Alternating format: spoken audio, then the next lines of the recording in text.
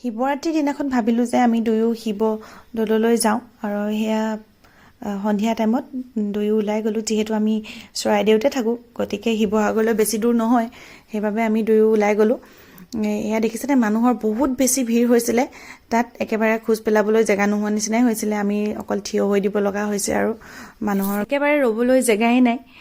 আমি এনেকৈ গৈ গৈ গেটৰ ওচৰ প্ৰায় পাইছোঁগৈ।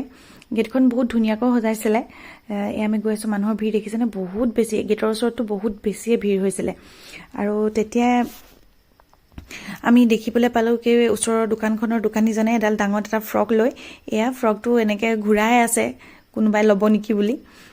তেওঁ নিজৰ ব্যৱসায় কৰিছে বাৰু। এয়া আমি আহি তেনেকৈ ভিৰৰ মাজেদি আমি আহি পালোঁ গেটৰ ভিতৰৰ পৰা আমি সোমাই আহিলোঁ।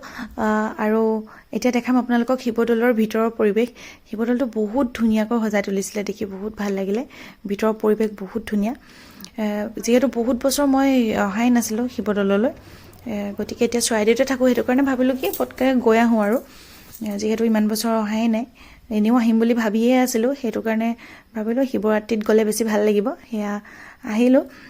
এই শিৱদৌলৰ ভিতৰতো মানুহৰ বহুত বেছি ভিৰ আছিলে, হ'লেও খোজকাঢ়ি যাব পাৰি আৰু, বাহিৰতকৈ ভিৰ কম ভিতৰত, যিহেতু মানুহবোৰ আহি আছে গৈ আছে এনেকুৱা হৈ আছে। আৰু এতিয়া গৈ গৈ আমি এইফালে পাইছোঁগৈ। এইফালে শিৱ পাৰ্বতীৰ কথা কৈ আছিল, আমি তালৈ গৈ আছোঁ এতিয়া।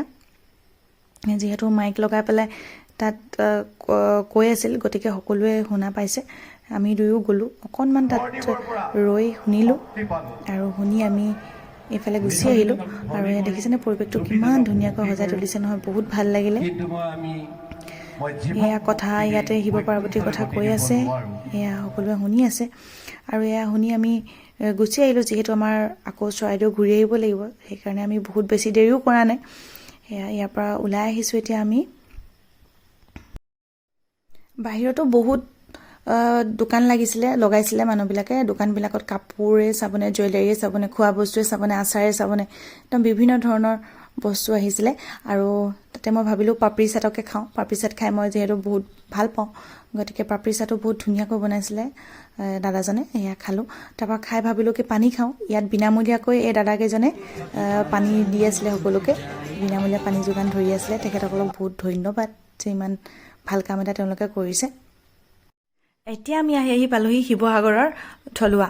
ভাবিলোঁ কি ৰাতিৰ ভাত সাজ ইয়াতে খাই যাওঁ। মই অৱশ্যে ইয়াত আগতেও খাইছোঁ। ইয়াৰ হাঁহৰ মাংস আৰু গাহৰি বইলটো বহুত ধুনীয়াকৈ বনায়।